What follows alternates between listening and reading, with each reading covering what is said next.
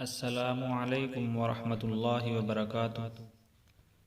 میرے بھائیوں، میرے بزرگوں اور دوستوں اور میری پیاری ماں اور بہنوں، آج میں جو عمل، جو وظیفہ آپ حضرات کو بتلانے جا رہا ہوں وہ قرض کے بارے میں حضرت علی رضی اللہ عنہ کا بتایا ہوا عمل ہے۔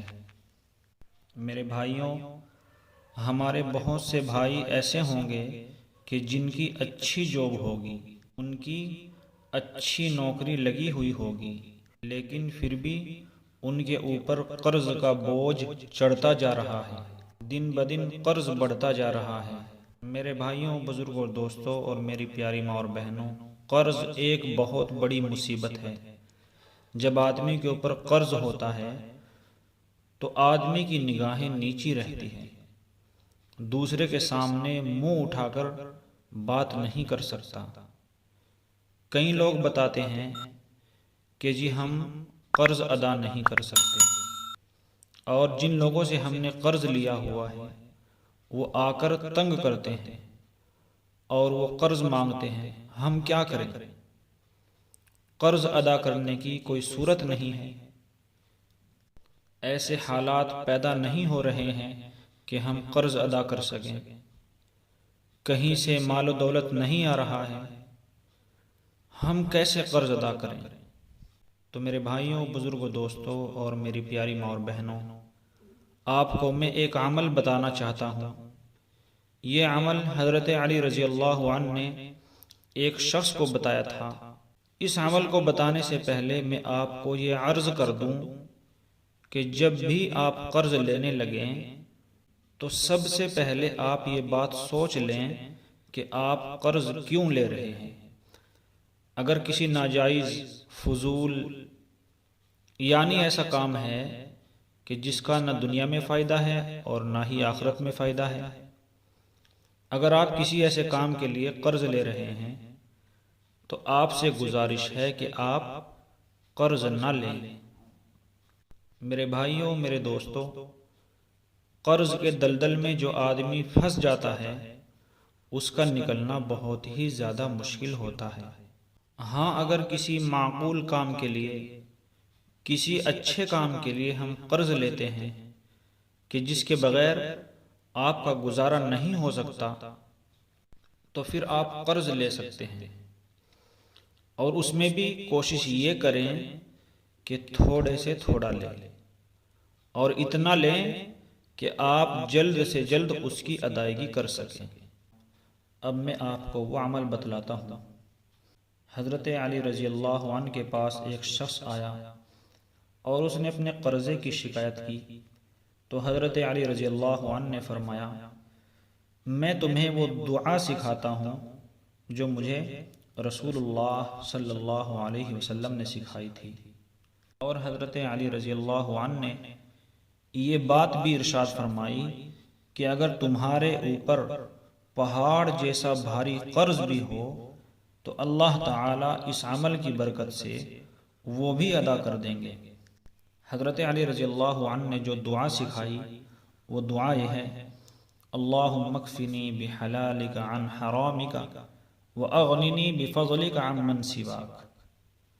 اللہم اکفنی بحلالک عن حرامک واغننی بفضلک عن من سواک۔ اللہم اکفنی بحلالک عن حرامک واغننی بفضلک عن من سواک۔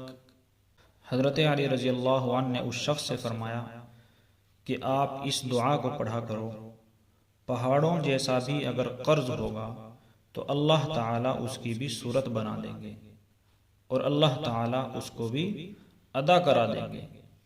اب اس دعا کے پڑھنے کا طریقہ کیا ہے؟ ہمیں اس دعا کو کس وقت پڑھنا ہے اور کتنی مرتبہ اس دعا کو پڑھنا ہے؟ اس کا طریقہ یہ ہے کہ جب آپ فرض نماز ادا کر چکیں، جب آپ فرض نماز پڑھ چکیں اور آپ دعا کے لیے ہاتھ اٹھائیں تو اسی دعا کے اندر اس دعا کو 2 یا 3 مرتبہ ضرور پڑھیں۔ دعا کے اندر 2 یا 3 مرتبہ اس دعا کو ضرور پڑھیں۔ اور تہجد کی نماز کے بعد بھی اس دعا کو لازم پکڑ لیں۔ فرض نماز کے بعد اور تہجد کی نماز کے بعد اس دعا کو لازمی پڑھیں، ضرور پڑھیں، اور اس کے ساتھ ساتھ اللہ سے دعا بھی کرے کہ اے اللہ ہمارے قرض کی ادائیگی کی صورت بنا دیجیے۔ میرے بھائیوں، بزرگوں اور دوستوں اور میری پیاری ماں اور بہنوں، اگر آپ کے اوپر پہاڑوں جتنا بھی قرض ہوگا تو اسے بھی اللہ تعالی ادا کر دیں گے۔ میرے بھائیوں، یہ دعا برکت والی دعا ہے۔ آپ اللہ کی رحمت سے مایوس نہ ہوں۔ اللہ تعالیٰ کوئی ایسی صورت بنا دیں گے یا اللہ کی طرف سے کوئی ایسی صورت پیدا ہو جائے گی، اللہ کی طرف سے آپ کو اتنا مال و دولت عطا فرما دیا جائے گا کہ آپ حیران ہو جائیں گے۔ اور اس دعا کی برکت سے یہ بھی ہو سکتا ہے کہ جس کا آپ کو قرض دینا ہے اللہ اس کے دل میں رحم ڈال دے، اس کے دل میں اللہ تبارک و تعالی نرمی ڈال دے اور وہ آپ کو زیادہ مہلت دے دے۔ اس لیے اللہ کی ذات پر بھروسہ رکھتے ہوئے اس عمل کو کریں۔ اللہم اکفنی بحلالک عن حرامک واغننی بفضلک عن من سواک۔ اللہ تبارک و تعالی ہم سب کو کہنے اور سننے سے زیادہ عمل کی توفیق نصیب فرمائے۔ وآخر دعوانا ان الحمد للہ رب العالمین۔